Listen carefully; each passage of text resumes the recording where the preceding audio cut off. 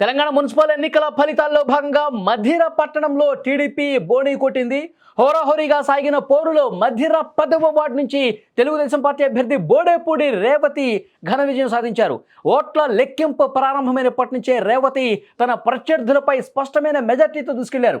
కీలకమైన మధిర మున్సిపాలిటీలో ward సభ్యురాలుగా TDP అభ్యర్థి గెలవడంతో పార్టీ కార్యకర్తలు అక్కడ సంబరాలు చేసుకుంటున్నారు. తెలంగాణ మున్సిపల్ ఎన్నికల్లో టీడీపీ జెండా రెపరెపలాటం ఒక సంచలనంగా మారినటువంటి పరిస్థితి ఉంది. రాష్ట్ర వ్యాప్తంగా ప్రధాన పార్టీల మధ్య పోటీ ఉన్నప్పటికీ మధిరలో టీడీపీ తన పట్టును నిరూపించుకుంటూ ఈ విజయాన్ని నమోదు చేయడం ఇప్పుడు ఆసక్తికరంగా మారినటువంటి పరిస్థితి ఉంది. తెలంగాణ మున్సిపల్ ఎన్నికల్లో అసలు తెలుగుదేశం పార్టీ జెండా ఎగురుతుందని చెప్పి అసలు ఎవరు ఊహించినటువంటి సిచ్యువేషన్ ఉంది.